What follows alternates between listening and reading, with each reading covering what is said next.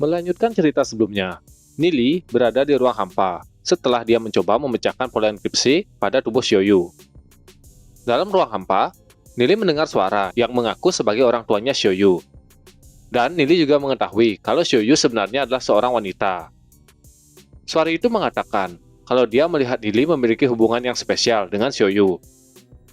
Setelah mendapatkan banyak penjelasan dari orang tua Xiaoyu yang sudah pernah melakukan perjalanan ruang dan waktu, lukisan bermil-mil sungai dan pegunungan adalah salah satu harta karun yang sangat menakjubkan.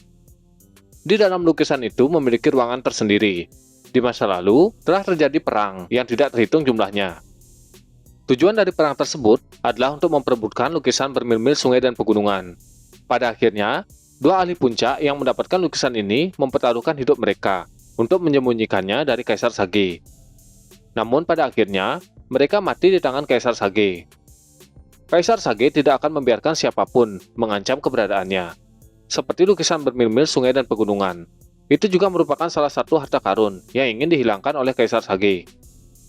Namun lukisan tersebut telah dilindungi oleh banyak orang dengan tujuan yang mulia. Saat Nili bergumam, suara dari alam kekosongan kembali terdengar. Suara itu mengatakan, saat itu, para ahli yang tidak terhitung jumlahnya telah jatuh dalam pertempuran melawan Kaisar Sage. Bahkan sampai sekarang, hal terbaik yang bisa dilakukan adalah menahannya. Kami telah mengumpulkan banyak ahli di tanah dewa leluhur untuk menekan tulang dari Kaisar Sage.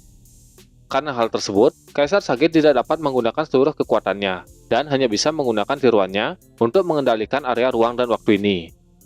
Tiruan itu hanya memiliki 1/10 dari kekuatan sebenarnya Kaisar Sage. Oleh karena itu, kita mendapatkan kesempatan untuk bertahan. Jika tidak, lusinan alam terdekat sudah berubah menjadi tanah terlantar.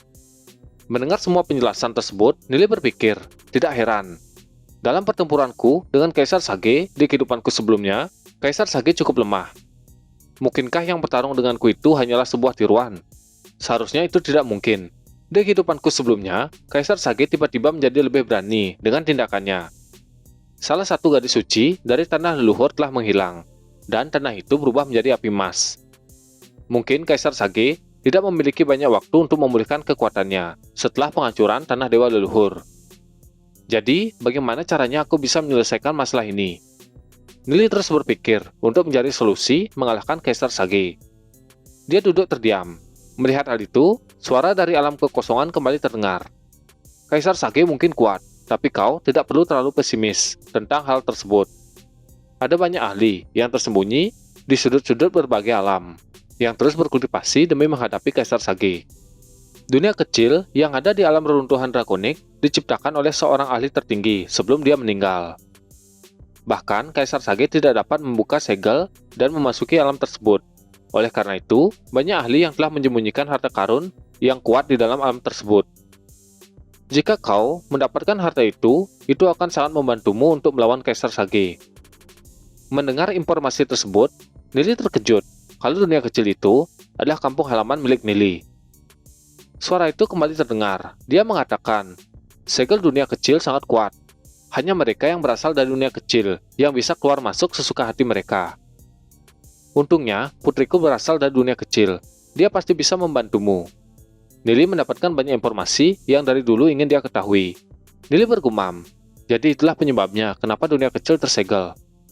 Saya bertanya-tanya, harta seperti apa yang masih tersembunyi? Buku roh iblis panah, pedang meteorit dewa petir, dan pot iblis mimpi buruk, semua hal itu memang luar biasa. Selain itu, aku juga mendapatkan mutiara racun hijau. Tetapi, itu jauh lebih rendah daripada artefak ilahi lainnya yang aku temukan. Aku tidak pernah membayangkan bahwa dunia kecil akan menjadi sangat penting. Tidak heran, sakti dewa iblis ingin menguasainya. Begitu juga dengan hewan iblis buas. Mereka ingin mengolah kekuatan di dalam dunia kecil tersebut. Saat pintu masuk ke dunia kecil terbuka, aku harus masuk. Ini adalah satu-satunya cara aku bisa mendapatkan harta karun yang tersembunyi di dalam dunia kecil. Aku harus segera bergegas sebelum ahli dari sakti dewa iblis mendapatkannya. Nili terus merenung, banyak misteri yang masih membebani pikiran Nili. Meskipun aku dilahirkan kembali, masih banyak teka-teki yang tidak dapat aku pecahkan. Siapa Kaisar Kongming? Di mana dia sekarang? Setelah Nili merenung, suara itu kembali terdengar. Dia berkata, "Aku akan meninggalkan putriku. Kuharap kau bisa membantu untuk menjaganya. Aku serahkan dia padamu." Mendengar kepercayaan yang diberikan kepadanya, Nili tersenyum. Kemudian dia berkata, "Senior, yakinlah, selama aku di sini, aku akan melindunginya dengan seluruh kemampuanku. Tentu saja, dengan catatan saya masih hidup. Jika saya mati, saya tidak dapat melindunginya." Suara itu menjawab, "Hahaha, jika kau bisa menyembunyikan dirimu sendiri, maka sembunyikanlah. Jika kau tidak bisa, maka serahkan semuanya pada takdir. Sekarang semua hal telah beres. Kau boleh pergi." Nili pun meninggalkan ruang kekosongan tersebut. Dia kembali ke tubuh aslinya. Nili mulai tersadar, kepalanya sedikit sakit. Dia merasa kalau dia sedang memegang sesuatu yang lembut. Nili membuka matanya. Dia bertanya, "Apa ini? Kenapa lembut sekali?" Seketika, tamparan yang sangat kuat mendarat pada wajah Nili. Orang yang menampar Nili adalah Xiaoyu. Ternyata saat ini, Xiaoyu sudah kembali ke bentuk tubuh wanitanya. Xiaoyu berteriak, "Dasar bajingan!" Nili sangat terkejut. Dia menyetabilkan tubuhnya. Kemudian melihat Xiaoyu. Dia berkata, "Baik, sekarang saatnya kita membuka segel." Nili menatap Xiaoyu. Terlihat Xiaoyu sangat malu. Wajahnya memerah. Dia memalingkan tubuhnya. Di sisi lain, Nili terus memperhatikan Xiaoyu. Dia melihat sesuatu yang berbeda dengan Xiaoyu. Nili memperhatikan dada Xiaoyu.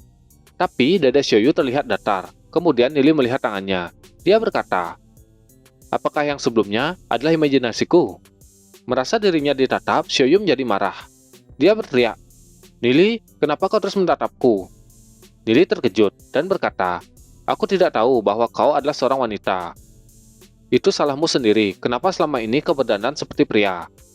Mendengar Nili melemparkan kesalahannya, Xiaoyu menjadi kesal. Dia segera membalikkan badannya. Kemudian berkata, "Lupakan, mari kita berpura-pura bahwa tidak ada sesuatu yang terjadi." Mendengar hal itu, Nili tersenyum. Dia sedikit malu dan menggaruk kepalanya. Kemudian Nili bertanya, "Bagaimana perasaanmu sekarang?" Mendengar pertanyaan Nili, Xiaoyu mengingat kejadian yang sebelumnya. Wajahnya memerah. Kemudian, dia membuang pikiran tersebut dan menjawab, "Aku baik-baik saja." Mereka berdua berdiri berlawanan arah.